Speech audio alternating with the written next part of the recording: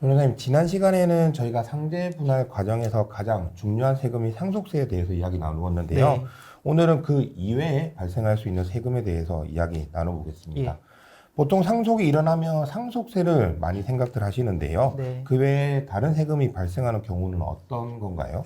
네, 일단 이제 상속세는 상속재산에 이제 부과하는 세금으로서 그 상속재산을 받은 사람은 그 비록 연대 납부 의무가 있기는 하지만 네. 그 각자가 받은 재산 한도 내에서 최종적으로 그 비율대로 이제 책임을 지게 됩니다. 네. 그런데 이제 상속인들은 원래 받아야 할 법정 상속분이 이제 있는데요. 반드시 모든 경우에 법정 상속분대로 재산 분배를 받는 것이 아니라 네. 상속인들 간 협의 또는 이제 가정법원의 이제 뭐 심판을 통해서 자기가 원래 받아야 할 지분을 이제 포기하거나 또는 양도하는 경우가 발생할 수 있습니다. 예를 들면 협의를 하면서 내 지분을 포기하고 이를 다른 상속인이 취하게 되면 무상양도, 즉 네. 증여의 문제가 된다는 것이죠. 네, 그렇습니다. 이제 보통 망인이 남기신 상속 재산이 이제 부동산인 경우에 이를 공동 소유로 할 수도 있지만 그렇게 되면 이제 권리 행사에 이제 불편함이 있기 때문에 부동산을 누군가 단독으로 이제 소유하게 되면서 네. 나머지 상속인들은 자신의 지분을 이제 포기하거나 또는 그 지분에 해당하는 가액을 금원으로 이제 보존받기도 이제 하면서 네. 상속재산 분할 협의를 이제 이런 식으로 많이 하게 되는데요. 지분을 포기하면 이제 다른 상속인에 대한 증여세, 지분에 대한 정산을 받으면 지분 매매로 이제 양도세가 발생하는 것이 이제 원칙입니다. 네, 예를 들면 상속인이 자녀 2명이고 상속재산 아파트 하나만 남기고 돌아가셨다고 할 때 네. 이때 공평하게 2분의 1 지분씩 분할하면 상속세만 내면 되는데 네. 아파트를 1인이 등기하고 예. 1인이 지분을 포기하면 증여세, 예. 지분에 대한 대가를 돈으로 받으면 양도세가 발생한다는 말씀이시죠? 그렇습니다. 근데 이런 경우 반드시 증여세를 내는 것은 아니고 예. 우리세법이 일정 예외를 두고 있는 것 아닌가요? 네, 그렇습니다. 이제 상속재산 분할 과정에서 자신의 지분을 포기하고 다른 상속인에게 무상증여 처리하는 방식이 상당히 많이 이루어지고 있는데요. 네. 우리 세법은 이제 그 최초의 상속재산 분할 협의를 통해서 이러한 그 지분 포기와 증여가 일어나는 경우에는 그 증여세를 이제 면제하고 있습니다. 네. 그런데 이제 주의하실 점은 일단 법정 상속분대로 상속 등기가 이제 됐다가 나중에 재협의를 통해서 단독 명의로 되는 경우에는 원칙적으로 이제 증여세 과세 대상으로 삼고 있고요.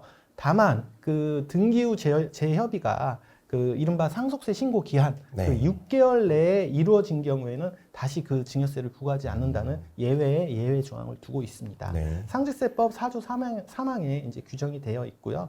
따라서 이제 결론적으로 최초 협의를 통해서 상속 부동산을 1인 단독 명의로 하는 경우에는 그 기간에 제한 없이 증여세 문제가 발생하지 않지만 네. 일단 법정 상속분대로 지분 등기를 했다가 상속분을 포기하는 재협의 분할로 지분 변경을 하실 때에는 네. 반드시 6개월 내에 이루어져야 증여세가 부과되지 않을 수 있고 따라서 법정 상속재산 분할이 완료되지 않았는데 일단 등기하고 보자라고 네. 해가지고 법정 상속 등기를 단독으로 할 수 있는 거니까 네. 등기를 해버리면 이런 문제가 발생할 수 있으니까 그 등기는 신중하게 하셔야 된다는 것 좀 말씀드리고 싶습니다. 네, 재협의 분할로 단독 등기를 하는 경우 상속세 신고 기간, 즉 6개월 내에 하여야 증여세 부과를 피할 수 있다는 말씀이었고요. 예, 예. 그러면 양도세 부분은 어떻게 처리가 될까요? 네, 지금 뭐 이제 저희가 말씀드리고 있는 사례가 한 개의 부동산을 두 명이 처리하는 것을 전제로 말씀은 드리지만 네.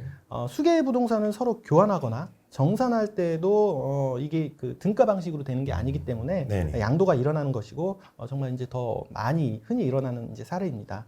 일단 자신이 취득한 상속분을 유상으로 양도하는 것이기 때문에 이 부분에 대해서는 그 전문 세무사님과 상의하셔가지고 반드시 이제 양도세가 얼마나 발생하는지 검토하셔야 하고요. 네. 양도세의 경우에는 증여세처럼 그 최초 협의 분할에 의한 경우 증여세 면제 조항 같은 거는 없습니다.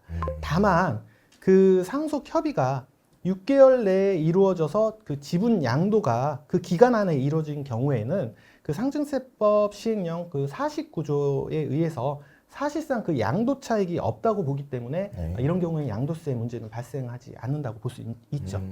네, 그렇군요. 그럼 변호사님, 부동산을 단독 등기하고 지분을 양도하는 방식이 아니라요. 네. 부동산을 제3자에게 매각하고 그 네. 매각 대금을 안분하는 경우도 있잖아요. 예, 그렇습니다. 이때의 세금 문제는 어떻게 될까요?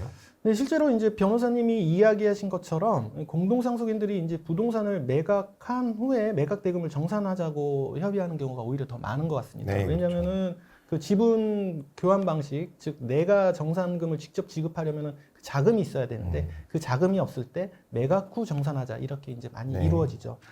이런 경우도 이제 크게 이제 두 가지 경우로 좀 나누어서 생각을 해야 되는데요.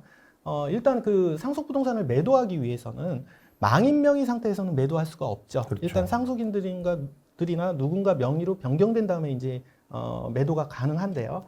이때 공동 상속인들이 일단 법정 상속분대로 등기를 했다가 매도하게 되면 공동 매도 형태가 되면 네. 이런 경우에는 그 자기 지분을 매도하고 자기 지분의 매매 대가로 그 매각 대금을 받는 것이기 때문에 양도세만 검토하면 됩니다. 그런데 이제 간혹 그 공동 등기가 아니라 그 매각의 편의를 위해서 1인이 단독 명의한 다음에 1인이 매각하고 그 매각 대금을 서로 나눠 가지자 이런 경우가 있는데요. 네.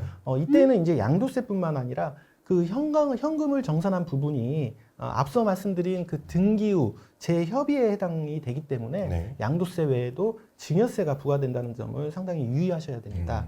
따라서 상속 재산을 매각하여 대금을 정산하는 경우에는 꼭 이 점을 유의하시고 가능하면 공동 매도 형태로 하시는 걸 추천드리고 있습니다.